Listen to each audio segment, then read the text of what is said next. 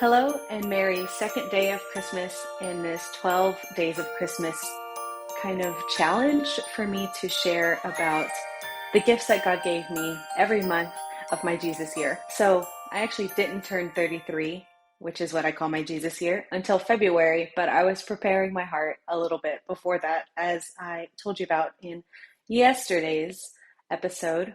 Pope Francis announced that 2025 would be a Jubilee of Hope, which began, I believe, on the first Sunday of Advent the year before. I was really paying attention to the Jubilee theme, and especially for the several weekends that they had various events for various groups of people. So they had Jubilees for teachers, they had Jubilees for medical workers and deacons and seminarians and different populations in the church. And I knew that I would be taking a group in the summer to the Jubilee, of course, but maybe in October of 2024 or so, I was looking at the upcoming Jubilee dates, and I realized that the week of my birthday in February would be the Jubilee of Artists.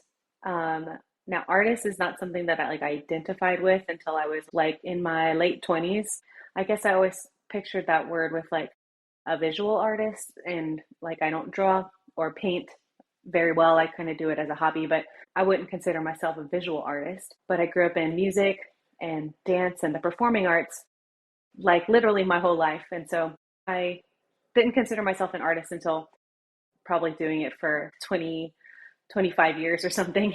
And so when I saw that it was the Jubilee of Artists and that the events kind of surrounding that weekend during the Jubilee of Hope, the weekend I turned 33, it felt like such a magnet for me, of my heart, of my soul. And it felt like just a special invitation from the church for me to participate in my faith in a way that was solely for me. I decided to go. I brought my mom with me.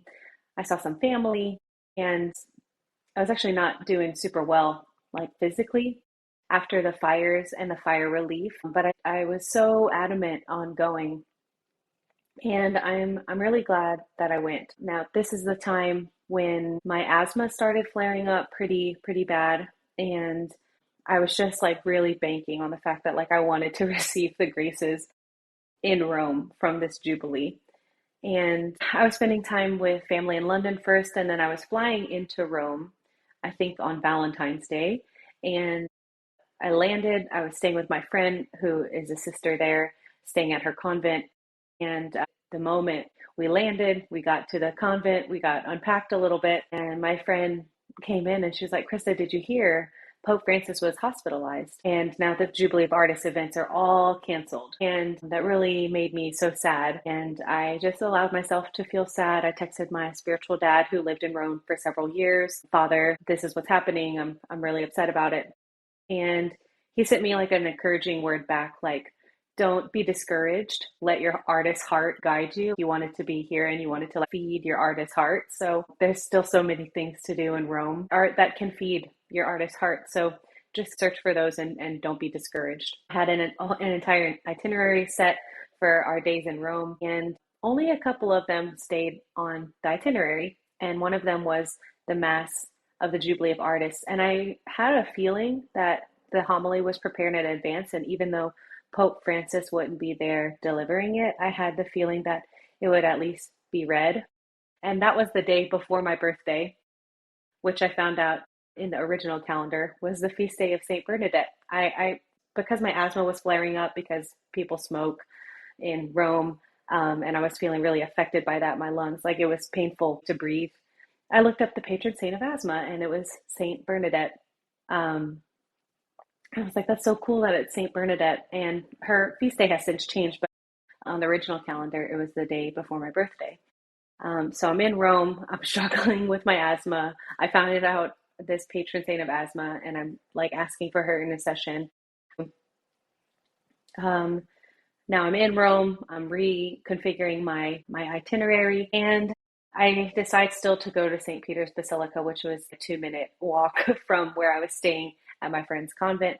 So I ended up going to the Mass of the Jubilee of Artists, and it was entirely in Italian, so I didn't understand a single thing during that moment, but it was such a gift just to be in the room, and I was sitting next to the choir. So if you think of the main chapel of St. Peter's Basilica and the like Holy Spirit window, we were seated right there, and where the choir sits was I could see them on my right hand side, and I had an aisle seat as well. I actually was looking online for a long time for the translation of the homily because I had a feeling that it would affect me, that it would impact me, that it would be something dear to my heart.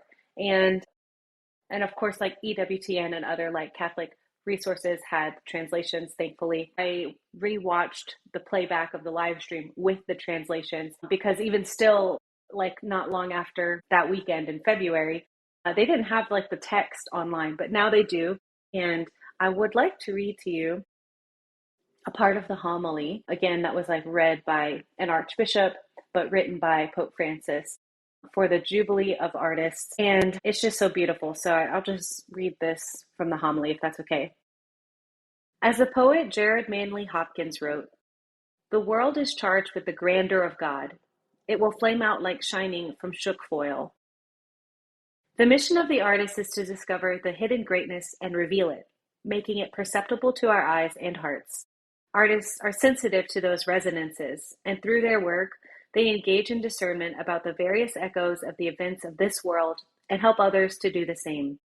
Men and women who represent the world of culture are called upon to evaluate these echoes, to explain them to us and to show us which path they lead us down.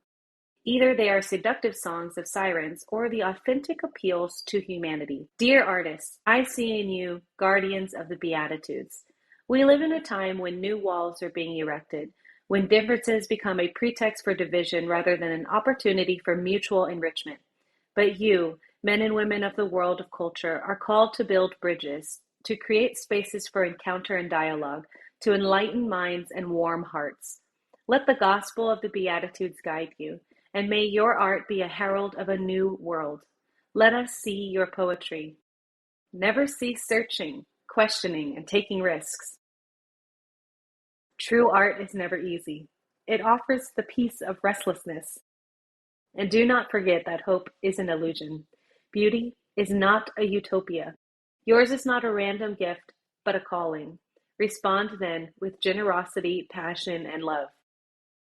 And that was such a powerful thing to receive at that time, post fires and post fire relief, because although I may not be a visual artist or a painter, and I'm truthfully not even that good at the arts that I do in the performing arts and musically, of course, I know so many more talented people than me, but I think that the thing that God gave me is at least an artist's heart and an artist's view of the world. And so to feel the Lord's given me a heart that is rich in meaning making. And after a very painful time, not only for me individually, but collectively in a community who suffered greatly after the fires, I now saw a new chapter of my vocation as an artist. And I had always been so informed by the life of John Paul II, and especially the words that he shared about the calling that artists have to bring beauty to the world.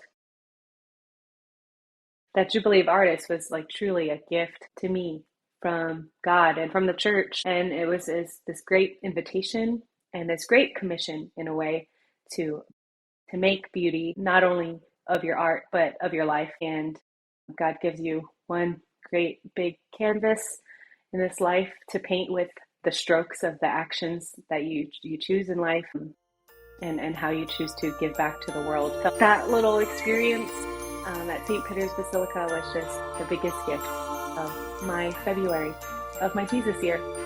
So I'll see you tomorrow when I share about the next month, which is March. So see you then.